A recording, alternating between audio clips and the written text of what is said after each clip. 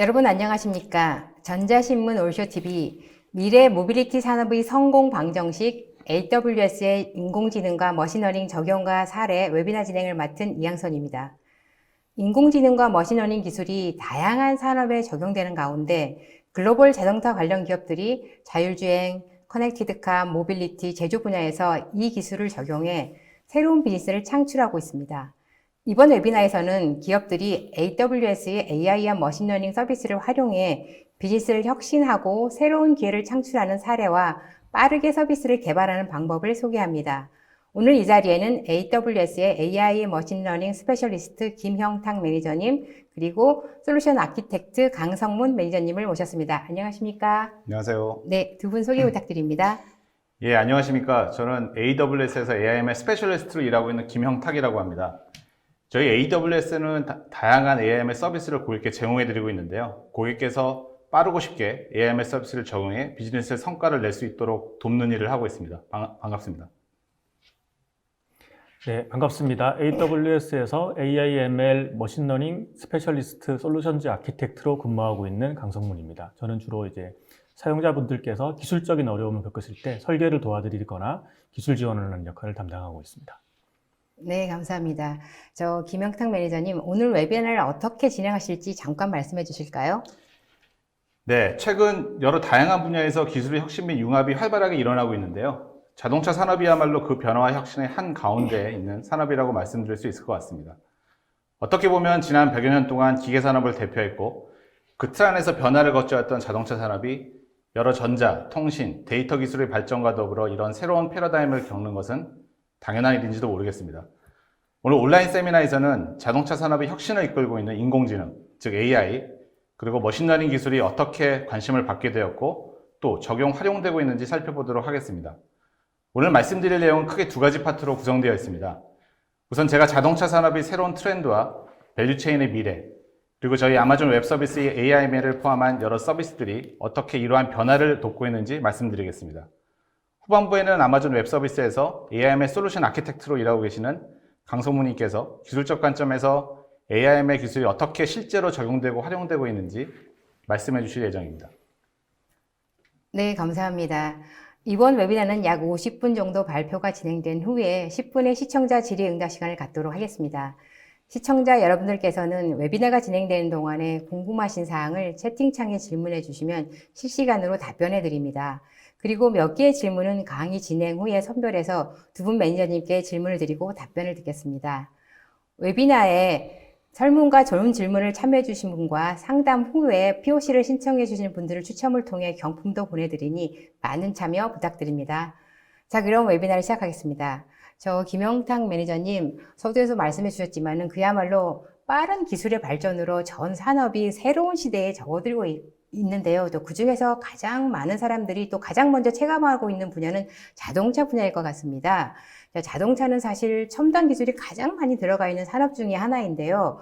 어떤 기술 변화가 있는지 궁금한데요. 말씀해 주시죠. 예, 서두에서 말씀드린 것처럼 우리는 자동차 업계가 과거에 직면했던 것과는 다른 변화를 겪고 있음을 아마 여러분들도 체감하고 있으리라 생각합니다. 이러한 변화는 네트워크 기술의 발전으로 자동차가 때와 정서를 가리지 않고 저비용으로 연결되고 있고 자율주행과 같은 새로운 기술을 연구 개발하고 자동차에서 생성, 수집되는 데이터를 처리하기 위해 클라우드 컴퓨팅 기술이 활발하게 적용되고 있으며 140여 년 동안 파워트레인을 담당했던 내연기관의 전기화 그리고 공유경제 같은 메가 트렌드에 의해 주도되고 있습니다. 또한 소비자 사고방식의 변화에도 주목을 해야 될 것 같은데요. 소비자들은 전통적인 자동차 구매 이유, 즉 빠르다, 멋있다, 편리하다 등의 이유보다는 자동차를 통해 얻는 경험에 더 집중을 하고 있습니다. 개인화된 상호작용과 모바일 혁명은 디지털 생활이 어디를 가든 따라가야 한다는 기대를 불러일으켰죠. 거대한 기계장치였던 자동차도 예외는 아니었던 것 같습니다. 자동차 산업의 경우 이러한 요소들의 융합은 과거에 저희가 경험했던 것과는 그 차원이 다른 것 같습니다. 이는 고객이 자동차를 구매하고 운전하는 근본적인 방식에 대한 변화이며 전체 산업이 브랜드와 비즈니스를 제고하도록 강요하고 있는 것이 현실입니다. 예, 현재 많은 자동차 회사 또는 부품 회사들은 생산, 연구개발, 영업 마케팅 또는 커넥티드카와 같은 비즈니스 기능 전반에 걸쳐 독립된 조직들로 구성이 되어 있습니다. 대부분의 기업에서 이러한 조직 구조는 기업 내에 존재하는 고립된 다양한 데이터의 저장소와 함께 그 데이터 처리 방식에도 반영되고 있는 것이 현실입니다.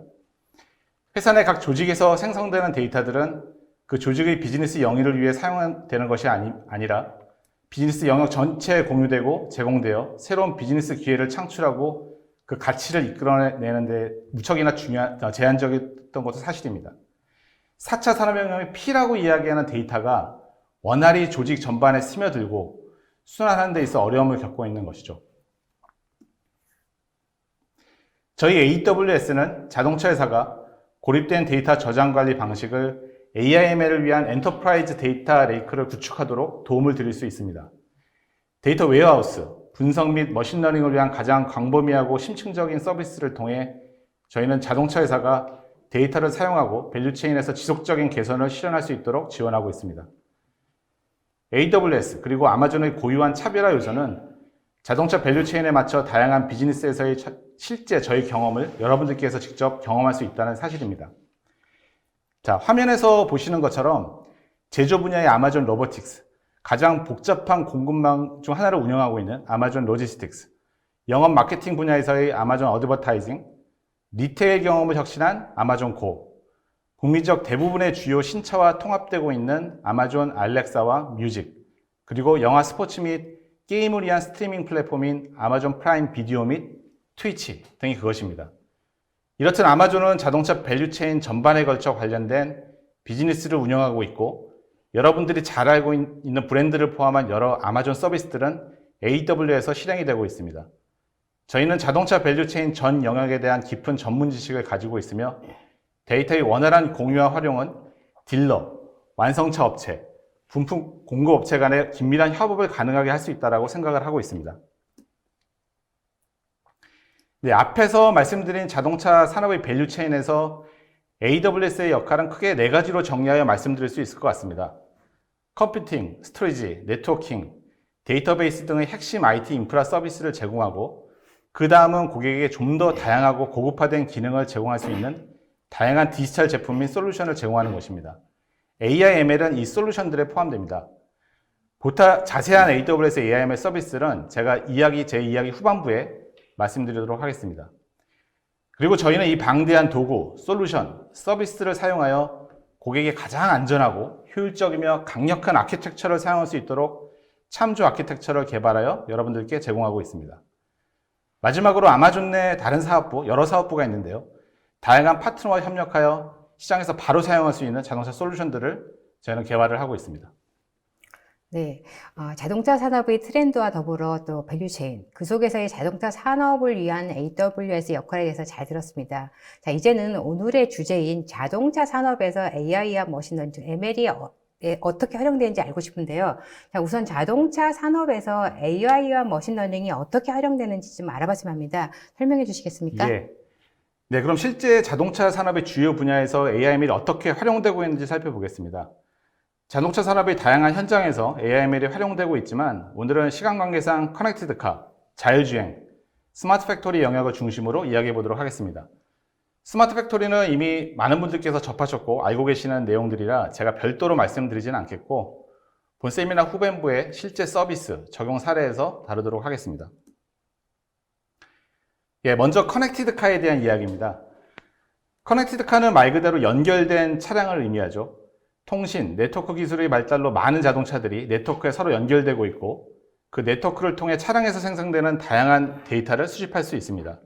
수집된 데이터를 바탕으로 개인화된 다양한 서비스를 개발하여 탑승자에게 제공할 수 있으며 또한 에코시스템의 여러 서비스와 연결하여 탑승자에게 그동안 경험하지 못했던 혁신적인 모빌리티 경험을 제공하는 것이 가능해졌습니다. 아마존은 커넥티드카에 대한 전체적, 통합적 접근 방식을 가지고 있는데요. 자동차를 통해 경험할 수 있는 다양한 서비스, 제품, 기능들을 제공하고 있습니다. 알고 계시겠지만 아마존은 전 세계 고객에게 제공하는 다양한 서비스 생태계, 에코시스템을 유지하고 있습니다. 전자상거래 온라인 쇼핑 외에도 주문형 상품 및 음식 배달, 음식, 비디오, 책 및 팟캐스트를 포함한 스트리밍 미디어 서비스 및 AI 기반의 개인 비서, 여러분 잘 아시는 알렉사 등이 대표적인데요. 아마존의 이러한 커넥티드 서비스를 제공하고 있는 경험과 노하우는 자동차 산업의 다양하고 새로운 인포테인먼트 및 전자상거래 사용 사례에 대한 통찰력을 제공해 드릴 수 있을 것이라 생각합니다. 물론 저희는 데이터 사이언스, 여러 분야가 있을 수 있는데요. 사물 인터넷, 머신러닝 및 인공지능, 솔루션 설계자, 알렉사 엔지니어, 자동차 업계 베테랑을 비롯한 다양한 기술 전문가들과 내부 전문 지식을 활용하여 지금 여러분들께 보여드리고 있는 커넥티드카 전체 모습을 구현할 수 있었습니다. 네, 지금 보여드리는 페이지가 커넥티드카 서비스를 위한 AWS의 커넥티드 모빌리티 솔루션의 전체, 좀 하이레벨 모습인데요. 왼쪽에 승용차를 보실 수가 있습니다. 이는 자동차, 트럭, 버스, 보트 등 네트워크에 연결된 모든 차량이 될 수가 있습니다. 아마존은 엣지 디바이스에서 작동하는 그린그라스 소프트웨어인 IoT SDK를 포함한 IoT 빌딩 블록 세트를 제공하고 있습니다. 이를 통해 람다 서브레스 기능, 무선 업데이트, 보통 OTA라고 이야기들 하죠. 보안, 그리고 엣지 단에서 머신러닝을 제공할 수 있습니다. 커넥티드 모빌리티 솔루션에 대한 최신 업데이트를 통해 초기 활성화, 인증 관리, 서비스 정책과 함께 IoT 장치 라이프 사이클 관리를 위한 커넥티드 디바이스 프레임워크를 제공을 하고 있습니다. 전체 그림의 중간에는 이제 비즈니스 로직이 있는데요. 여기에서 모든 차량 데이터가 저장되고 다른 애플리케이션과 서비스로 처리됩니다. 오른편에는 애플리케이션 및 비즈니스 인텔리전스를 지원하는 API 및 커뮤니케이션 기능들이 있습니다. 네, 가운데 비즈니스 로직에 좀 주목을 하실 필요가 있을 것 같습니다. 수집된 데이터를 바탕으로 운전자의 행동을 분석하여 개인화 서비스를 제공하고 차량의 이상 징후를 미리 예측하여 사전 알람을 주고 위치를 기반으로 다양한 연계 서비스를 제공하는 데에는 AIML 기술이 필수적으로 사용됩니다. 즉 AIML 기술이 없다면 수집된 데이터의 활용은 분명히 제약을 받을 수밖에 없겠죠. 진정한 커넥티드 카의 구현은 어렵다고 볼 수 있겠습니다. 네, 말씀하신 대로 다양한 기술이 접목되고 연결된 이 커넥티드 카는 정말로 또 다양한 비즈니스를 창출할 수 있다는 생각도 드는데요. 자, 이번에는 저 개인뿐만 아니라 많은 사람들이 미래의 자동차에 대한 기대감 때문인지 주목받고 있는 분야인 자율주행에 대해서 좀 알아봤으면 합니다. 사실 자동차가 편리한 도구이긴 하지만 사실 자칫 잘못하게 되면 위험한 상황을 만들 수 있기 때문에 정말 쉽지 않을 것 같은데요. 네. 이 자율주행 분야에서의 AI와 머신러닝은 어떻게 활용되는지 좀 알려주시겠습니까? 예, 사실 요즘 자율주행 분야에서 많은 분들이 관심을 많이 가지고 계시는데요. 자율주행 분야에 대해서도 잠깐 좀 살펴보겠습니다. 자율주행 기술이 근래 갑자기 등장한 것은 아닙니다. 과거 수십 년 동안의 자동차 제어 기술, 센서를 포함한 전자장치의 발달, 데이터 처리 및 AIML 기술 발전이 결과물이라고 말씀드릴 수 있을 것 같습니다. 도표에서 보시는 것처럼 1980년대부터 오늘날 여러분들이 소유한 차량에서 흔히 볼 수 있는 고급 기능들이 개발되기 시작했습니다.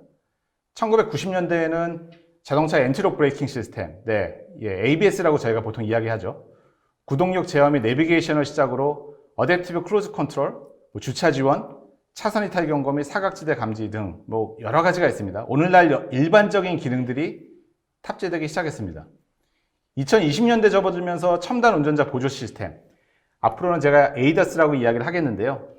자동 발렛 주차, 자동 고속도로 주행 등 정교함이 더해진 기능들이 개발되었으며 개인 소유 차량에 대한 인간의 조작이 개입된 자율주행 기능이 점차 성숙해지고 발전해가고 있는 상황입니다.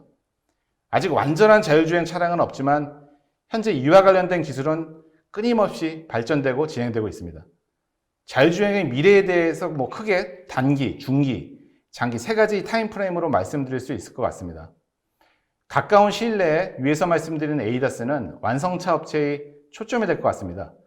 완성차 업체들은 오늘날 양산 차량의 각종 규제를 준수할 수 있는 ADAS를 추가함으로써 수익을 창출하고 이와 함께 내부적으로 자율주행에 대한 연구나 완전 자율주행 차량 개발을 위한 스타트업에 계속 투자하고 있는 행보를 보이고 있습니다. 중기적으로 볼 때는 ADAS가 계속 강세를 보일 것이라 생각이 드는데요. 추가적으로 운전자가 없는 최초의 자율주행 차량의 출현을 저희는 기대해도 될 것 같습니다. 그리고 제한된 범위에서 예를 들면 장기 운송 트럭에 자율주행 기능이 탑재되어 운영되는 그런 사례들도 기대가 되는 부분입니다. 장기적으로 한 2025년 이후가 될 것이라고 생각이 드는데요. 자율주행 차량의 상업적 확장이 이제 가능할 것이라고 생각이 듭니다. 안전과 효율성을 위한 자율주행 차량의 약속은 장기적으로는 모빌리티 라이프를 포함한 사회 전반의 여러 부분을 크게 변화시킬 것으로 생각하고 있습니다. 자율주행 차량 개발이 사실 아주 큰 방대한 데이터가 필요하고 컴퓨팅 파워 집약적이고 아주 까다로운 AIML 문제 중에 뭐 하나라고 말씀드릴 수 있을 것 같습니다. 저희 고객들의 경험에 의하면은 자율주행 개발에서는 세 가지 보편적인 문제에 직면해 있습니다. 첫째는 하루에 수백 테라바이트에서 수십 페타바이트 데이터를 수집하고 관리하고 레이블링 처리하는 데이터에 대한 문제입니다. 그리고 민첩성의 문제도 반드시 직면을 하게 되는데요. 딥러닝 모델을 더 빠르게 훈련 또는 재훈련하고 동시에 더 많은 거리를 시뮬레이션 한다든지 하드웨어와 소프트웨어 안정성을 검증하는 데에는 당연히 시장 출시 기간이 증가할 수밖에 없습니다. 결국 이 두 가지 문제는 비용이라는 세 번째 문제를 야기시킬 수밖에 없을 것 같습니다. ADAS의 경우 반드시 그런 것은 아니지만 자율주행 개발에 있어 기업들은 수익 창출은 수년 동안 하지 못하면서 수많은 전문가와 보다 많은 시뮬레이션, 최적화를 위한 자원들을 끊임없이 투입을 해야 될 것으로 생각이 듭니다. 마지막으로 글로벌하게 판매되는 차량에 대한 다양한 규정 준수 요구, 데이터의 지역성에 대한 문제도 자율주행 개발 회사가 당면하는 문제 중에 하나라고 말씀드릴 수 있을 것 같습니다. 네, 이제 좀 복잡하게 들으실 수 있는 이야기일 수도 있는데요. 자율주행 개발의 워크플로우와 AIML의 역할에 대해서 이야기해 보도록 하겠습니다. 고도로 자동화된 자율주행은 차량에 배포된 자율주행 모델을 통해 실시간으로 실행이 되고 있습니다. 잘 아시는 카메라, 레이더, 라이더, 초음파, GPS 등에서 생성되는 센서 데이터는 차량 내 인지 AI 모델에 입력이 되고 인지 AI 모델은 고화질의 지도와 함께 역시 차량 내 경로계획 AI 모델의 정보를 전송하게 되죠. 경로계획 AI 모델 출력은 차량 제어를 활성화해서 차량의 자율주행을 가능하게 합니다. 네트워크와의 연결은 이제 고화질 지도 및 운전 모델을 업데이트하고 자동차에서 시간에 민감한 데이터를 캡처하는 데에는 중요하지만 실제 자율주행에서 필요하진 않습니다. 운전이 실시간으로 실행되는 동안 운전 모델은 복잡한 개발 및 검증 프로세스를 반복하여 차량에 배포됩니다. 화면에 보시는 그림은 자율주행 개발 테스트의 워크플로우를 아주 단순화해서 좀 보여주고 있는데요. 워크플로우 활동에는 센서가 탑재된 특수 테스트 차량에서 수집 선별된 데이터를 중심으로 이루어지고 있습니다. 원시 데이터가 캡처되어 차량의 중앙 저장소 또는 자율주행 데이터 레이크로 수집이 됩니다. 데이터 레이크에서 데이터는 추가 개선, 변화 및 분석에 활용이 될 수가 있고요. 일부 처리는 데이터가 수집되기 전에 엣지에서 수행될 수 있지만 대부분은 클라우드에서 발생을 하게 되죠. 해당 데이터가 데이터 레이크에 있으면 레이블링, 즉 주석 작업을 수행하고 머신러닝 모델이나 고해상도 지도를 개발하는 데 사용될 수 있습니다. 이러한 모델은 일단 개발되면 원시, 정제, 경우에 따라서는 합성 데이터를 사용하여 시뮬레이션 및 검증을 수행하게 됩니다. 모델이 검증되면 실제 테스트를 위해 차량에 배포됩니다. 워크플로우는 자율주행 차량 개발의 모든 단계를 자세하게 설명드리는 것은 아닙니다. 주요 워크로드만을 저희가 보여주고 있는데요. 워크플로우의 다양한 단계도 시퀀셜하게 일어나는 것은 아니고요. 다양한 단계 간에 아주 많은 서로 복잡한 상호작용이 있을 수 있습니다. 이는 전 세계에 분산된 자율주행 개발팀의 자율주행 시스템에 필요한 지속적인 알고리즘, 모델, 센서, 하드웨어 및 플랫폼 튜닝의 결과라고 말씀드릴 수 있을 것 같습니다. 이 모든 워크플로우의 중추에 데이터 관리와 함께 AIML 기술이 사용되고 있음을 아마 여러분들께서 이해하셨으리라 생각합니다. 보안, 개인정보, 보험이 전 세계에 분산된 개발팀의 접근을 필요로 하고 자율주행 워크로드의 하이퍼스케일 특성으로 인해 클라우드는 자율주행 개발 도구의 기술 기반으로서 가장 적합하다고 볼 수 있습니다. 네, 저희 AWS는 자율주행 개발 기업이 개발 환경을 구축하는 데 필요한 확장성, 최신 기술, 보안 및 개인정보 보호를 제공할 수 있는 스토리지, 컴퓨팅, 다양한 AIML 서비스 및 프레임워크, CI/CD 파이프라인 전반에 걸친 최고의 서비스를 제공하고 있습니다. AWS는 워크플로우의 다양한 단계에 대한 참조 아키텍처와 모범 사례를 보유하고 있고요. 자율주행 개발을 위한 필요한 여러 가지 서비스를 지속적으로 혁신하고 있습니다. 네, 완벽한 자율주행으로 가기 위해 해결해야 될 문제점과 그리고 또 자율주행에 필요한 AI와 머신러닝에 대해서 잘 들었는데요. 자, 그러면 AWS가 자율주행을 위해 제공하는 AI와 머신러닝 서비스가 어떤 것인지 궁금한데요. 말씀해 주시죠. 네, AWS가 제공하는 AIML 서비스에 대해서 잠깐 좀 말씀을 드리겠습니다. 저희는 다양한 수준의 전문 지식을 보유한 데이터 사이언티스트, 개발자에게 가장 광범위하고 심층적인 머신러닝 서비스를 제공하기 위해 항상 혁신하고 있는데요. AWS의 AIML 서비스는 총 3개의 스택으로 구성되어 있습니다. 최상위 계층에는 개발자가 머신러닝 기술 없이도 모든 애플리케이션에서 AI를 쉽게 추가할 수 있는 AI 서비스가 있습니다. 사전에 훈련된 모델 또는 AutoML 기반의 서비스들은 고객 경험을 개인화하고 비즈니스 매트릭을 예측하고 대화를 번역하고 문서의 의미를 추출하는 등의 작업을 수행하는 여러 가지 사용 사례 기반의 AI 서비스를 제공을 하고 있습니다. API 호출을 통해 간편하고 쉽게 서비스를 사용할 수가 있습니다. 중간 계층에는 아마존 세이지메이커가 있습니다. 모든 개발자와 데이터 사이언티스트가 대규모의 머신러닝 모델을 구축, 학습, 배포할 수 있는 기능을 제공합니다. 자율주행을 포함한 대규모의 머신러닝 워크로드에서 사용되는 서비스입니다. 머신러닝 워크플로우 각 단계에서의 복잡성을 제거를 하게 되는데요. 예지 정비, 컴퓨터 비전, 고객 행동 예측에 이르기까지 머신러닝 사용 사례들을 보다 쉽고 빠르게 구축하고 배포할 수 있습니다. 네, 최하위 계층을 보시면 머신러닝 전문가, 리서처, 주로 이런 분들이 사용을 하시게 되는데요. AWS에서 제공하는 머신러닝 프레임워크, 라이브러리, 도구, 컴퓨팅 자원 등을 활용하여 커스터마이즈된 아주 강력한 머신러닝 파이프라인을 구축할 수가 있습니다. 네, 이제까지 자동차 산업의 트렌드, 밸류체인, 그리고 커넥티드카, 자율주행에서의 AIML 적용에 대해서 알아보았는데요. 마지막으로 세계 주요 자동차 고객들이 AWS의 AIML 그리고 관련 서비스들을 활용하여 어떻게 비즈니스 성과를 내고 있는지 간략하게 살펴보겠습니다. 네, 일본 최대의 자동차 기업이죠.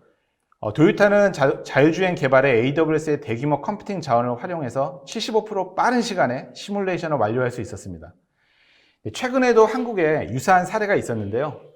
한국을 대표하는 현대자동차에서도 아마존 세이지메이커의 분산학습과 고성능 컴퓨팅 자원을 이용하여 획기적으로 ADAS 개발 모델 학습 시간을 단축할 수 있었습니다. 저희가 후반부에 좀 더 자세히 다뤄드리도록 하겠습니다.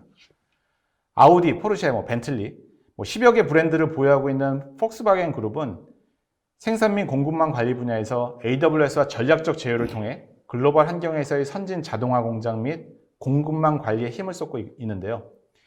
아우디는 머신러닝 기반의 개인화 타깃 마케팅을 통해 66% 이상의 고객 참여율을 증가시켰습니다. 또한 AWS의 AIML 도구들을 이용하여 생산, 판매, 재고 계획을 정렬하기 위한 보다 정확한 수요 예측 모델을 구축할 수 있었습니다. 여러분이 잘 아시는 BMW 같은 경우에 최신 차량에 지능형 차량 보조 시스템이 탑재가 되는데요. 차량에서 안전하게 수집되는 다양한 정보들을 AWS 데이터 레이크에 저장을 하고 AWS 머신러닝 서비스를 활용하여 운전자와 탑승자의 선호도를 학습을 하게 됩니다. 그래서 자동으로 차량의 기능들을 조정하여 보다 향상되고 편리한 서비스를 탑승자에게 제공을 하고 있습니다. 네, 이제까지 살펴본 바와 같이 AIML 기술은 자동차 산업의 메가 트렌드에는 없어서는 안 될, 어쩌면 메가 트렌드를 이끌고 있는 핵심 요소라고 말할 수 있을 것 같습니다. 물론 AIML을 비롯한 다양한 복합 기술들이 함께 융합되어 이를 가능하게 하지만 앞으로 자동차 산업에서의 AIML 중요도는 점차 커질 수밖에 없을 것 같습니다. 앞으로 어떤 새로운 모빌리티 혁신, 발전이 우리를 기다리고 있을지 정말 기대가 되는 대목입니다. 네, 자동차의 주요 기술 트렌드와 또 AI와 머신러닝이 활용되는 분야, 그리고 AWS가 제공하는 AI와 머신러닝 서비스에 대해서 잘 들었습니다.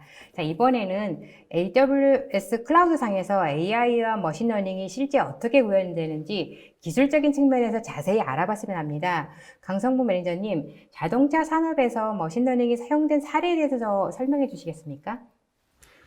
네, 앞서 AWS 서비스에 대해 설명을 들으셨고, 이제 실제 적용된 사례를 한번 살펴보도록 하겠습니다. 그리고 이제 기술적인 부분은 해당 서비스를 제공하는 아키텍처를 중심으로 좀 설명을 드려보겠습니다. 앞서 도요타 사례 예를 들어서 말씀해 주셨는데요. 자율주행 서비스도 AWS 기반으로 운영해서 사용하고 계시고, 그리고 그 지도 정보를 제너레이션하는 그런 서비스도 있고, 여러 가지 서비스들을 AWS 상에서 운영하고 계십니다. 그 중에 커넥티드 카 관점에서는 좀 재밌는 서비스가 하나 있어서 가지고 와봤는데요. 화면에 보시는 바와 같이 앱을 통해서 차량에 있는 정보들을 수집을 하고 앱을 통해서 사용자에게 또는 차주에게 서비스들을 제공을 하고 있습니다. 뭐 차량의 상태가 어떤 건지, 뭐 차량이 잠겨 있는지, 속도가 지금 어떻게 되어 있는지, 위치가 어떻게 되어 있는지 이런 것들을 제공을 하고 있고요. 특히 이제 렌터카 업체에서는 렌터카 차주들한테 현재 지금 차량이 어떤 주행 상태로 운영이 되고 있고 그리고 어디 위치에 있고 이런 정보들을 제공을 하고 있습니다. 차량이 보통 차량 내부에 수백 개의 센서가 들어가 있다고 얘기를 하고 있고요. 그리고 이렇게 도요타의 싱글 플랫폼으로 모니터링을 하고 있는 차량의 수가 글로벌하게 수백만 대가 연결이 되어 있습니다. 네, 그 중에 이제 머신러닝이 적용된 부분은 마이크로 콜리전 디텍션입니다. 아까 그 렌트카 업체에게 차량 정보를 제공한다고 했는데요. 렌트카 업체 같은 경우에는 저렇게 에어백이 동작하는 정도의 수준이 사고가 나는 것들은 이제 바로 감지가 되지만 저런 경미한 접촉 사고 같은 경우에는 모니터링하는 것이 쉽지가 않습니다. 그래서 저런 부분들을 실시간으로 머신러닝을 통해서 탐지하는 기술들을 적용을 하고 있고요. 특히 저런 것 같은 경우에는 센서 값을 이용해서 판단을 하지만 뭐 과속 방지 턱을 이용한다거나 또는 뭐 급브레이크를 밟는다거나 이런 폴스 포지티브를 제외를 하고 실제로 접촉 사고를 판단해내는 것 자체가 이제 쉽지가 않은 거죠. 그런 부분들을 머신러닝 통해서 제공을 하고 있는데요. 서비스를 제공하는 아키텍처를 잠깐 보시면 차량으로부터 데이터가 실시간으로 발생을 하겠죠. 그러면 실시간으로 데이터가 들어올 겁니다. 그런 데이터들을 전체 데이터를 모두 처리하기에는 데이터 양이 너무 많을 겁니다. 그래서 실제 어떤 트레숄더를 넘는 밸류만큼만 뒤쪽으로 보냅니다. 그럼 뒤쪽에서는 어느 정도 필터링이 된 결과를 가지고 이게 진짜 마이크로 컬리전인지 아닌지를 디텍팅하는 모델을 실행을 하게 됩니다. 그 과정에서 뭐 기술적으로는 메시지 큐 같은 걸 써서 이제 중간에 비동기로 버퍼링 역할을 해주게 되는 역할을 만들게 되고 그리고 지금 차례대로 쭉 거쳐가다 보면 오른쪽 7번에서 이제 8번의 머신러닝 추론 모델을 호출을 하고 있는데요.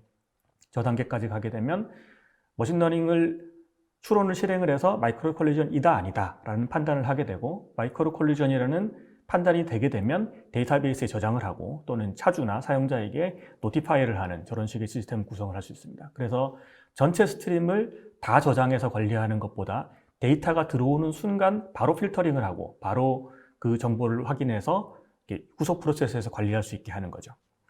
뭐 기술적으로는 보면 뭐 중간에 이제 캐시 같은 것들을 둘 수 있고요. 캐시를 두면 보다 더 스케일러블하게 확장을 시킬 수 있습니다. 뭐 지금 화면에 보시는 AWS의 컴포넌트들은 모두 이제 서버리스 서비스들을 사용하고 있는데요.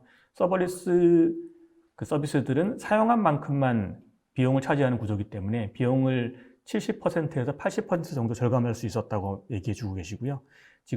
현재 처리하고 있는 데이터 양이 180억 트랜잭션을 한 달에 처리를 하고 있다고 합니다. 그래서 최초에 그 2018년도에 처음 구축할 때 대비 차량의 대수는 3배 정도 늘어났고 그리고 트랜잭션의 개수는 약 18배 정도가 늘어났지만 클라우드에서 스케일러블하게 구현할 수 있던 사례라고 볼 수 있습니다. 네, 말씀하신 대로 토요타에서 18배의 트랜잭션이 증가했음에도 불구하고 차질 없이 서비스를 제공하겠다는 점이 참 인상적인 것 같습니다. 자, 이번에는 지금은 토요타에 사했지만 국내 사례도 살펴봤으면 하는데요. 국내에는 어떤 기업이 활용하고 있는지 알고 싶은데요.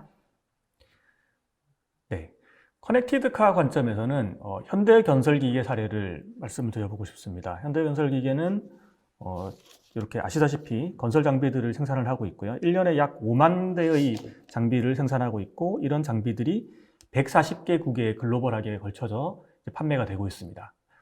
그리고 조금 생각해 보면 이런 장비들이 실행이 되고 있는 환경은 실제 도심이나 네트워크 환경이 좋은 그런 환경이 아니고 상당히 외곽 지역에서 운영이 되고 있겠죠. 그러다 보니까 정비를 하는 부분이 상당히 도전적이라고 합니다. 그래서 이런 차량에 다시 센서를 부착하고 그 센서를 통해서 모니터링을 하고 또 예지 정비를 하는 부분이 아주 중요한 기능 중에 하나로 역할을 하게 되는 거죠. 네, 이 현대건설기기 같은 경우에는 작년에 저희와 같이 프로젝트를 해서 작년에 저희 글로벌 행사인 리인벤트라고 하는 프로그램이 있는데 그 프로그램에 직접 나오셔서 발표도 해주셨던 그런 케이스입니다. 그래서 지금 화면에 보시면 간략한 아키텍처가 있습니다. 하이메이트라고 하는 이름이 있는데 저게 그 건설 장비에 센서를 부착하고 모니터링을 하는 시스템의 이름입니다. 현대건설기 시스템 이름이고요. 이제 그런 시스템으로부터 데이터가 접속돼서 들어오고, 그리고 ERP나 MES 같은 이제 엔터프라이즈 시스템으로부터 데이터가 다시 수집되고, 그리고 외부의 데이터까지 수집을 해서 수집 저장을 하고 처리를 하고 분석을 하고, 그리고 뭐 모니터링을 하고 하는 서비스들이 연결이 됩니다.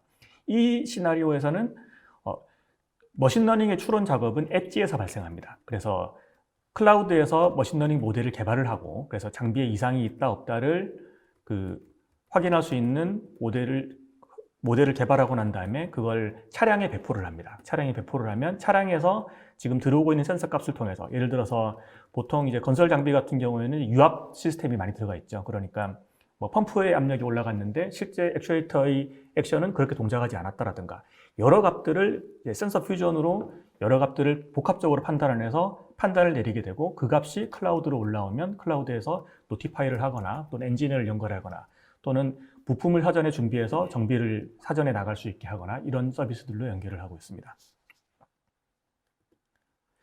네, 그리고 다음에 보시고 있는 그림은, 지금 앞서 보신 그림은 이제 간략한 그런 아키텍처 그림이었는데, 실제 리인벤트 동영상을 보시면 보다 세밀한 아키텍처도 소개를 하고 있습니다. 그리고 지금 화면에 보시는 거는 이제 그것과 달리 조금 더 일반적인 구성에서 커넥티드 카를 구현하고자 하는 사용자들이 참조하실 수 있는 레퍼런스 아키텍처이고, 또는 바로 적용해서 사용할 수 있는 템플릿입니다.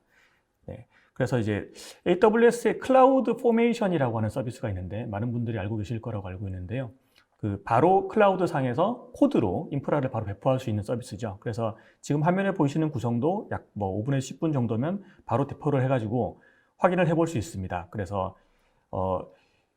위쪽 박스를 보면 어노멀리 디텍션이라는 박스가 보이고, 드라이버 스코어, 다이어노스틱 스코어, 다이그노틱 코드, 이런 마이크로 서비스 형태의 구성들이 구현이 되어 있는데요. 저 부분들이 바로 클라우드 상에 배포가 돼서 셋업이 되고요. 그 셋업된 정보에서 실제로 테스트를 한번 샘플로 돌려볼 수 있고, 그리고 실제 프로젝트에 적용하실 때는 실제 데이터로 바꿔서 낄 수 있게 되어 있습니다. 지금 이 클라우드 포메이션을 배포를 하시게 되면 샘플 데이터랑 샘플 데이터에서 키네틱스 데이터 아날리틱스에 보면 이상 감지를 할 수 있는, 어노멀리 디텍션을 할 수 있는 알고리즘이 내장되어 있거든요.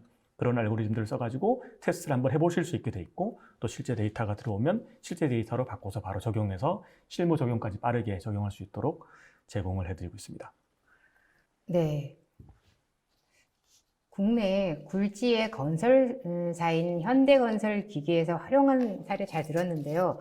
제가 또 한 가지 궁금한 게 있는데, 지난번에 제가 언뜻 동영상을 본 적이 있는데요. 알렉사를 이용해서 음성인식으로 자동차를 통제하는 동영상을 본 적이 있는데 굉장히 편리할 것 같은데요. 자, 그러면 이 부분도 커넥티드 카에 해당하는 걸까요?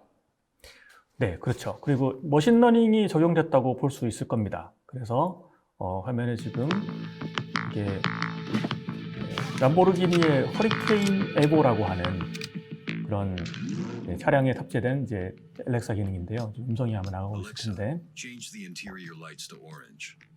Color set to orange. Alexa, open the garage door. Okay.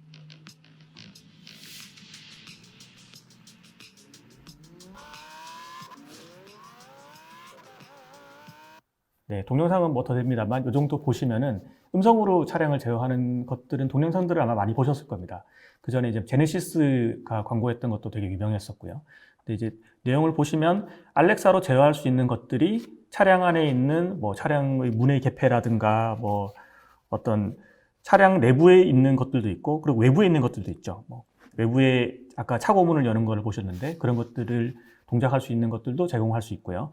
또 그리고 보셨는지 모르겠습니다만 에코 디바이스가 아니고 차량에게 명령을 내렸습니다. 차량이 에코 디바이스가 돼서 음성으로 내리는 명령을 바로 적용할 수 있게 되어 있죠. 이런 기술들은 사실 내용이 그렇게 구현을 하는 것 자체는 원리는 어렵지는 않습니다.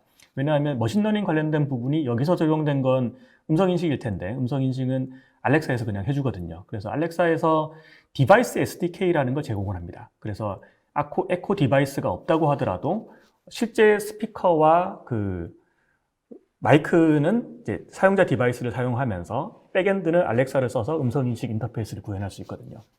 그런 식으로 구현할 수 있게 되고요.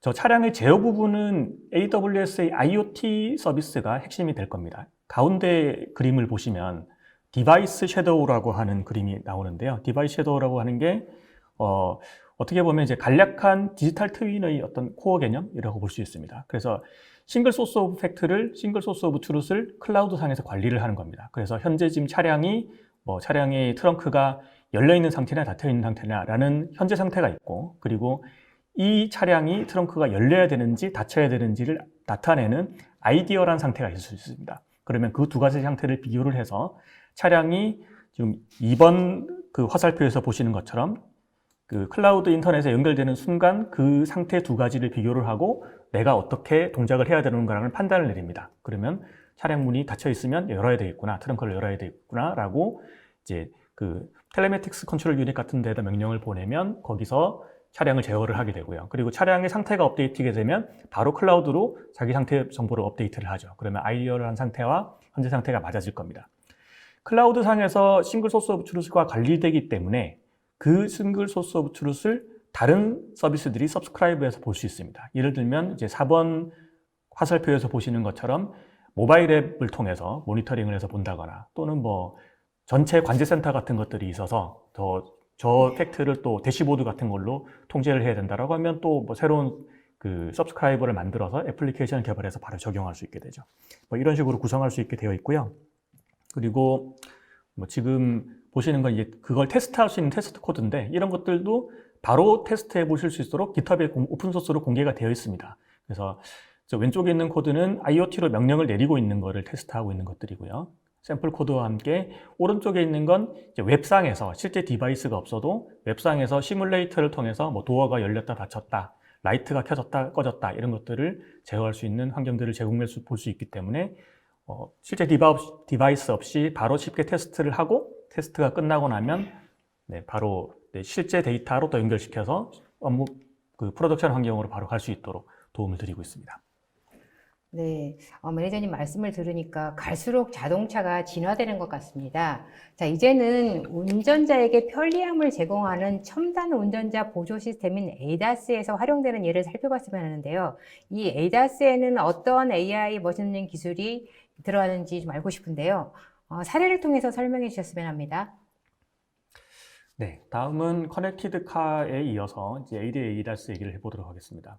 커넥티드 카가 그 연결된 차량으로부터 데이터를 받고 그걸 서비스를 제공하는데 주로 클라우드가 큰 역할을 했다 그러면, ADAS는 엣지에서 그 추론이 많이 발생합니다. 지금 화면에 뭐 잘 알고 계시는 ADAS 기능들이 있습니다. 뭐 어댑티브 크루즈 컨트롤 같은 것들도 있고, 뭐 크로스 윈드 스테빌라이제이션, 뭐 여러 가지 뭐 열화상 카메라를 가지고 거리를 야간에도 잘 보정을 할 수 있는 그런 기술들이 막 사용을 되고 있죠.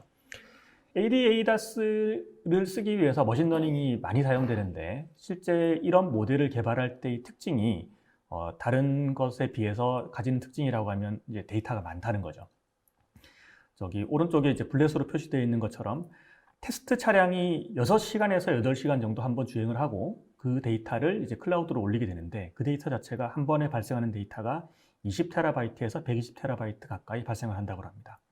그리고 레벨 4 자율주행, 레벨 4 자율주행이면 이제 운전자의 개입이 없어도 되는 시점이 됩니다. 레벨 5는 완전 자율주행이고, 레벨 4가 이제 운전자의 개입이 빠지기 시작하는 시점인데, 그 정도 수준의 자율주행을 만들려고 하면 데이터가 일단 30페타에서 400페타까지 필요한 그 학습을 하고 머신러닝 모델을 만드는 데 필요한 그 프로세싱 파워는 GPU는 수천 개, 그리고 CPU는 수백만 개의 CPU가 필요하다고 합니다. 이렇게 이제 대량의 데이터를 처리를 해야 되고, 컴퓨팅 파워도 많이 필요하고, 그리고 이런 연구가 R&D 팀이 한 곳에 있지 않죠. 그래서 트레이닝을 하기 위한 데이터는 한 곳에 모여 있지만, 이걸 R&D 해야 되는 팀은 뭐 미주에도 있고 한국에도 있고 이렇게 여러 연구기관으로 나눠져 있는 경우가 많습니다. 그리고 이제 그렇게 만들어진 모델을 엣지로 배포할 수 있어야 되고요. 이제 이런 환경이다 보니까 이제 클라우드가 굉장히 중요한 역할을 하게 되고요. 네. 그래서 이런 환경을 조금 이해하고 하나 사례를 들어보면 5AI라고 하는 업체가 있는데요. 영국에 있는 ADAS를 개발하고 있는 업체고요. 이 회사 같은 경우는 2019년에 레벨 4 자율주행을 도심에서 테스트를 완료했고, 그때 테스트했던 여러 가지 실험과 기술들을 바탕으로 해서 지금 ADAS 기술들을 만들어서 전 세계에 보급을 하고 있습니다.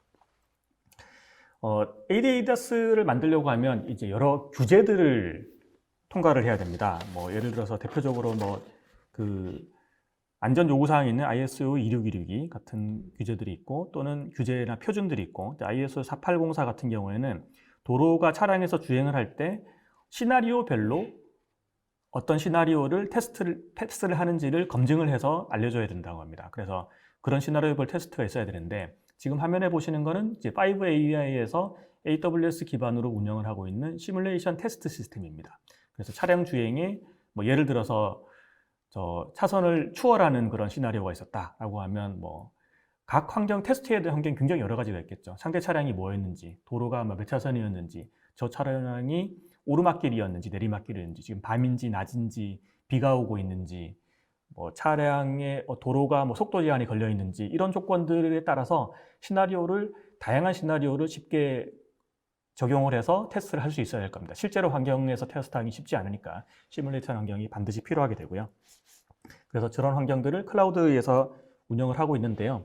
아키텍처를 간단히 보면 오른쪽 위쪽을 검은색 1번 박스를 보시면 저기가 이제 오프라인에서 발생하고 있는 데이터들입니다. 그 데이터가 이번의 그 AWS에서 관리하는 스토리지로 데이터가 모이게 되고 그 아래쪽에 그 아래쪽에 박스로 표현된 부분이 네, 5VPC라고 표시되어 있는 부분이 그 5AI에서 사용하는 프라이빗한 네트워크 영역입니다. 저 네트워크 영역에 필요한 인프라들을 쓰게 됐는데 데이터베이스는 이제 관련 데이터베이스를 많이 쓰고 있고 그리고 컴퓨팅 인프라로 보내게 됩니다. 데이터가 들어와서 들어온 데이터를 전처리를 해야 되겠죠. 실제로 실제 차량에서 들어온 데이터를 가지고 이게 뭐 빗속 주행인지 야간 주행인지 이런 태깅들을 다는 작업들을 하게 됩니다. 그게 이제 검은색 3번 박스의 빌딩 블록들에서 실행이 되게 되고요.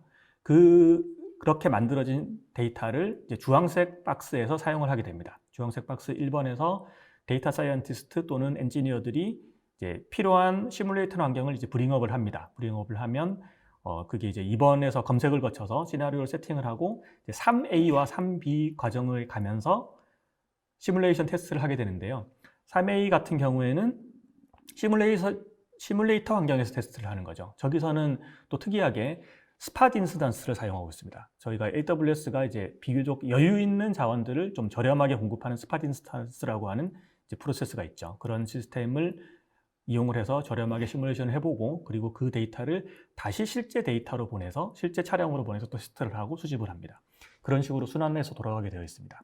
그래서 이런 환경들의 특징들을 생각해 보면 뭐 페타바이트급의 스토리지가 필요하고요, 고성능 그 컴퓨팅 프로세스가 필요하고 그리고 이제 실제 온프레미스의 데이터와 클라우드를 연결하는 고속의 연결 기술 같은 것들이 필요합니다. 그런 기술들을 연결을 함으로 해서 지금 이렇게 적용을 해서 클라우드 기반으로 서비스를 제공을 하고 있게 되는 거죠. 잘 활용하고 계시는 사례가 됩니다. 네, 5AI 사례를 통해서 ADAS를 위해서 클라우드 기반의 시뮬레이션이 어떤 역할하고 또 그 중요성이 어떤 것인지 알 수 있을 것 같습니다. 자, 그런데 ADAS를 위해서는 시뮬레이션뿐만 아니라 머신러닝 모델 학습도 필요할 것 같은데요. 이 머신러닝 학습을 위해서는 무엇이 필요한 건가요? 네, 이제 머신러닝 학습을 하려면 이제 대량의 데이터를 처리해야 되는 그 프로세싱과 인스턴스들이 필요해지게 되죠.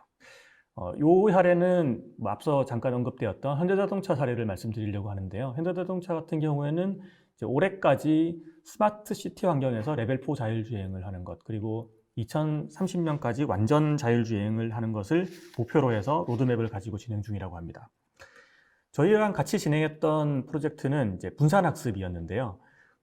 그 GPU 분산학습에 대해서 잠깐 말씀을 드리면, 그 머신러닝 트레이닝을 하려고 하면 일단 데이터를 모델에 피드를 해줘야 되죠. 그게 CPU 환경에 데이터를 피드하려면 처리할 수 있는 데이터의 양이 제한적입니다. 하지만 GPU가 되면 많이들 아시다시피 이제 병렬 처리를 할 수 있기 때문에 패러럴하게 대량의 데이터를 보내줄 수 있게 됩니다. 근데 이걸로도 그 ADAS를 만드는 트레이닝 환경에서는 이걸로도 부족한 거죠. 그래서 여러 대의 GPU를 사용하게 되고 이때가 되면 이제 저 GPU들을 오케스트레이션 할 수 있는 별도의 어떤 오케스트레이션 툴들이 필요합니다. 그런 라이브러리들이 필요하고 그리고 저 GPU 간 통신을 또 제어해야 되고 스테디하게 GPU에게 데이터를 공급해 주는 것도 굉장히 중요합니다. 그래서 그 데이터가 이제 고성능, 뭐 예전에 슈퍼컴퓨터에 사용되는 FX 러스터와 같은 그런 고성능 스토리지가 붙어야 되고 스트림하게 데이터를 쏴주는 그런 기술들, 이런 기술들이 필요하게 되죠.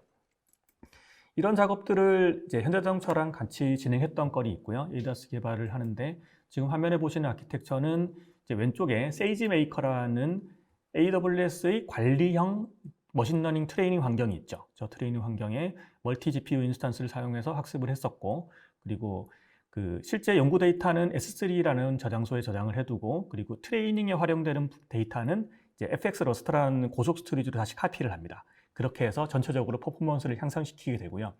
GPU 클러스터의 오케스트레이션을 위해서는 세이지 메이커에서 또 분산 트레이닝 라이브러리를 제공해주고 있어서 그런 라이브러리를 쓸 수 있게 되고요.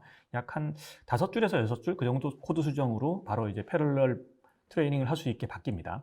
그렇게 바뀌고 또 그것만이 아니고 패럴럴 트레이닝을 하면서 저 내부에서 동작하는 부분들을 계속 모니터링할 필요가 있습니다. 그래서 안에서 실제로 GPU 리소스 사용이 얼마나 잘 되고 있는지, 어디인가에 병목이 걸리고 있지 않은지 이런 부분들을 모니터링을 해야 되는데 그런 부분들을 뭐 코드 변경 없이 바로 모니터링 할 수 있게 해주는 디버거라는 도구 같은 것들이 있습니다. 그래서 그런 도구들을 사용을 해서 작업을 했었고요. 그래서 그 프로젝트를 했던 결과가 지금 이 화면은 위쪽에 보이는 데이터는 이제 CPU와 GPU의 리소스 컨섬션 그래프이고요. 아래쪽에 히트맵이 나와 있습니다. 아래쪽 히트맵에서 색깔이 짙은 것은 이제 사용률이 높은 겁니다. 그래서 왼쪽 그림을 보시면 이제 CPU가 사용률이 이제 짙은 거죠. 그 얘기가 뭐냐면 CPU에서 병목이 걸려서 상대적으로 고가의 리소스인 GPU가 잘 활용되고 있지 못하는 겁니다. 그래서 저런 부분들을 앞서 말씀드린 이제 디버거 같은 툴을 통해서 모니터링을 하게 되고, 그래서 CPU에 병목이 있구나라는 걸 찾고 거기에 해당되는 코드를 튜닝을 해서 개선을 하면 이제 오른쪽과 같은 그림으로 바뀌게 됩니다. 그래서 골고루 부하가 버틀렉 없이 이제 처리가 되는 모습으로 바꿀 수 있었고요. 이 프로젝트에서는 최초의 그 이폭당 트레이닝 이폭당 실행됐던 시간이 56분 정도가 걸렸는데 이제 오른쪽과 같이 개선하고 난 다음에 약 10배 정도 빨라져서 한 6분 정도에 실행할 수 있게 바뀌어서 이제 그 트레이닝 타임을 획기적으로 좀 개선할 수 있었습니다. 뭐 분산 트레이닝은 뭐 이런 것들이 필요하고 뭐 데이터 레이블링도 그 ADAS의 자율주행을 위한 머신러닝 트레이닝을 하려고 그러면 필요하죠. 그래서 지금 이제 라이다 같은 그 센서가 많이 사용되잖아요. 그러면 거기서 센싱되는 정보는 3D 정보입니다. 그러면 머신러닝 모델을 하려고 하면 그런 3D에 대한 데이터에 대한 레이블링도 필요하게 되겠죠. 그래서 뭐 그런 레이블링 도구들도 관리형으로 제공을 해주고 있고요. 지금 화면에 이제 애니메이션으로 나오고 있는데 차량이 센싱된 차량 정보가 있으면 저거를 이제 3차원 박스로 레이블링을 해줄 수 있게 됩니다. 저렇게 좌표를 잡고 XYZ 좌표에 맞춰서 세팅을 해주면 그 세팅을 할 수 있게 되고요. 위치를 레이블링을 보다 쉽게 할 수 있게 되고, 지금 여기 화면에 보이는 건 뭐 여기서 그라운드 트루스 3D라고 하는 기능인데요.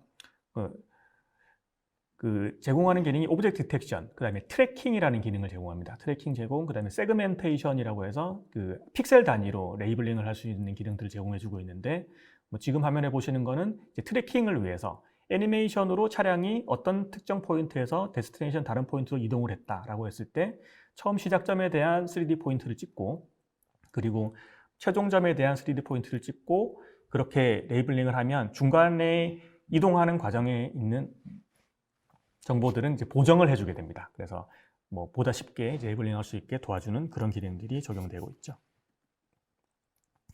아키텍처 관점에서 보면 아키텍처 관점에서도 이제 레퍼런스 아키텍처를 제공을 하고 있습니다. 그렇게 자율주행 드라이빙을 만들기 위한 데이터 레퍼런스 솔루션이고요. 네. 그래서 여기서도 마찬가지로 이제 오프라인에서 나오는 데이터들을 클라우드로 빠르게 전송할 수 있는 그런 기술들이 필요하게 되고, 그래서 중간에 보통은 온프레미스에 데이터 스테이션을 많이 두게 됩니다. 그런 스테이션을 두게 되고, 실시간으로 데이터가 올라가는 부분, 배치도 데이터를 처리하는 부분, 전처리를 하는 부분, 그리고 그런 데이터들에 대한 또 태깅이랑 레이블링을 해야 되고, 그런 사항들을 검색을 해야 되고, 이런 컴포넌트들이 필요하죠. 그런 컴포넌트들이 어떤 것들이 있는지를 레퍼런스 아키텍처를 통해서 참조해 줄 수 있도록 제공을 해드리고 있습니다. 네, 실제 자동차에 적용되는 AI와 머신러닝 기술에 대해서 잘 들었습니다. 근데 어찌 보면 이 기술들은 제조 산업 현장에도 잘 활용될 수 있을 것 같은데요. 자동차 안에는 수많은 부품들이 들어가고 또 이러한 부품들이 제조도 쉽지 않을 것 같습니다. 그럼 이 자동차 제조 산업에서는 어떻게 활용이 되고 있나요? 네, 자동차 회사도 이제 생산 현장으로 가보면 결국 이제 제조업이죠. 그래서 스마트 팩토리 얘기가 나오게 되고, 스마트 팩토리가 되면 제조에서 가지는 공통적인 특징들을 많이 따르게 되는 것 같습니다. 그래서 스마트 팩토리 하면 뭐 자주 언급되는 키워드인 생산 프로세스 최적화, 그 다음에 뭐 설비에 대한 이상 감지, 예지 정비 이런 얘기들이 나오게 되고, 뭐 머신 에지어 서비스 이런 것들도 서비스 형태가 더 가미된, 강화된 이런 컨셉들이 등장하고 있고, 디지털 트윈, 클라우드 환경, 버추얼 환경에서 실제 설비를 모니터링하고, 자동차 쪽에서는 실제 자동차를 디지털 트윈으로 클라우드로 복제를 하고 그걸 뭐 워런티 같은 거 관리하는 쪽으로도 활용이 되고 있다고 합니다. 그렇게도 사용이 되고요. 그리고 이제 컴퓨터 비전 기반으로 해서 품질 관리를 하는 것들, 뭐 자동차 자재 관리, 뭐 트래킹 이런 기술들이 활용이 되는데, 전력 사용량도 사실 되게 중요한 내용이라고 합니다. 여기 보니까 공장에서 한 해 동안 사용되는 전력이 뭐 2 밀리언에서 6 밀리언 달러 정도가 전력이 사용된다고 합니다. 그래서 그런 것들을 어떻게 예측을 해서 또 잘 컨트롤할 수 있을 것인가, 이런 것들이 이제 가지고 있는 과제 중에 하나가 되고, 뭐 머신러닝이 적용되는 분야라고 하면은 이제 이상 감지, 뭐 생산 프로세스 최적화를 위해서 실제 설비를 모니터링하는 이상 감지, 그리고 어떻게 정비 타임을 맞출 것인지에 대한 프리딕티브 메인터넌스, 그 다음에 컴퓨터 비전 기반으로 뭐 어떤 제품의 조립이 완성도 있게 되어 있는지를 사람의 육안으로 판단하는 것이 아니라 카메라에 컴퓨터 비전으로 찍은 이미지를 가지고 머신러닝을 통해서 판단하는 그런 기술들이 적용되고 있습니다. 네, 그래서 그런 것들이 적용된 사례들을 보면, 앞서 이제 폭스바겐 얘기도 잠깐 나왔었는데, 여기서도 폭스바겐 같은 경우에는 글로벌하게 120개 정도의 공장이 있고요. 공급 설비가 3만 개, 그래서 장치 단위로 보면 수백만 단위의 장치들이 있다고 합니다. 그래서 그 데이터들을 다 클라우드로 모아서 연결시켜서 관리를 하고 있고요. 그래서 예지 정비와 모니터링, 또 시스템 최적화 이런 작업들을 같이 하고 있게 되고, 그리고 그 물류와 공급망 관리 부분도 이제 클라우드 플랫폼을 통해서 머신러닝을 위해서 제어를 하고 사용을 하고 있죠. 뭐 또 다른 사례로 SKF라고 하는, 여기는 이제 베어링을 만드는 회사인데, 베어링을 중심으로 해서 회전체 관련되는 각종 부품들을 만들어서 전 세계에 공급을 하고 있습니다. 이 회사도 글로벌하게 약 130개국에서 이제 제품을 딜리버리 하고 있고, 뭐 의료 제품 이런 것들도 있고, 터빈에 들어가는 베어링이랑 기계 장치들 이런 것들도 관리를 하고 있더라고요. SKF는 AWS 기반으로 이제 많은 사례들을 공유를 해주셔가지고 지금 뭐 참조를 하실 수 있는데요. 뭐 가운데 사례를 보면 이제 머신러닝이 적용된 사례로, 생산 현장에서 저 레일에 어떤 레일이 휘거나 뭐 틸트가 생기거나 이러면 생산 전체 공정에 문제가 생길 텐데, 그런 부분들을 이제 컴퓨터 비전으로 카메라를 설치를 해서 모니터링을 해서 감지할 수 있는 저런 부분들을 적용을 한 사례를 소개해 주신 적이 있고요. 그리고 오른쪽에 저 전구처럼 생긴 저 장치가 이제 스마트 윤활 장치라고 합니다. 그래서 저 장치가 베어링에 부착이 되어 있어서 뭐 풍력발전소 같은 외진 곳에 있는 데서도 이제 윤활 장치를 언제 어떻게 동작시켜야 될지를 최적화를 하고, 그리고 원격 제어를 통해서 제어해서 이제 구동하는 그런 시스템들을 AWS를 기반으로 활용하고 계십니다. 네.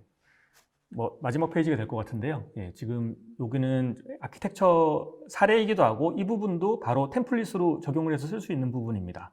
그래서 위쪽에 점선 박스를 보면 이제 머신 헬스 모니터링이라는 박스가 하나가 있고, 아래쪽을 보면 어널리틱스라는 박스가 있습니다. 그래서 머신에서 들어오는 데이터가 저희가 스트림 처리를 하는 그 컴포넌트인 키네시스 데이터 스트림 같은 서비스들을 이용해서 데이터를 받을 수 있게 되고요. 그 데이터들이 모니터링을 하려고 하면 데이터베이스에 저장이 되고, 적절한 데이터베이스를 선택해서 저장을 하게 되고, 그걸 앰플리파이 같은 또 애플리케이션 개발 저작 도구를 이용해서 빠르게 모니터링 시스템을 만들 수 있게 되죠.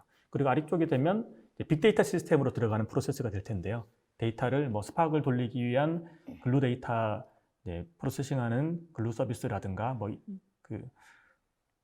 그런 ETL 작업들을 통해서 데이터 레이크에 저장을 하게 되고, 저 데이터를 다시 또 모니터링을 하거나 또 머신러닝 프로젝트에서 모델 트레이닝에 사용하는 구조로 활용하게 될 겁니다. 이 부분도 바로 이제 적용을 해서 보면 클라우드 포메이션으로 바로 실행해서 보실 수 있는 구조로 되어 있습니다. 네. 두 분 매니저님께서 설명해 주신 자동차 산업의 주요 기술 트렌드와 또 커넥티드카, 자율주행, 스마트 팩토리에 적용된 AWS의 AI와 머신러닝 서비스 활용이 잘 들었습니다. 감사합니다. 수고하셨습니다. 네, 두 매니저님께서 강의하시는 동안에 시청자분들이 많은 질문을 주셨습니다. 소중한 질문 몇 개를 골라봤습니다. 질문 드리겠습니다.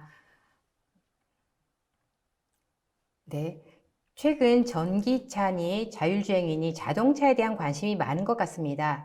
자동차 산업의 키 트렌드를 어렵지만 한마디로 표현한다면 무엇인가요? 라고 하셨는데요. 예, 한마디로 표현하기 정말 어려울 것 같은데요. 저는 이제 기술의 융합이라고 좀 말씀을 드릴 수 있을 것 같습니다. 사실 아까 제가 말씀드린 것처럼 이제 기계 장치였지만 뭐 여러 가지 전기 기술, 전자제어 기술, 뭐 센서 기술, 거기에 덧대어져 저희가 좀 전에 말씀드린 데이터 관리 기술, AIML 기술, 정말 다양한 기술들이 융합되어 지금 새로운 자동차 산업의 트렌드를 이끌고 있지 않나 그렇게 생각을 합니다. 그래서 기술의 융합이라고 말씀드릴 수 있을 것 같습니다. 예, 다음 질문은요. 자동차 산업에서 AI 머신러닝 도입 시 장애 요소는 어떤 것들이 있습니까? 라고 하셨는데요.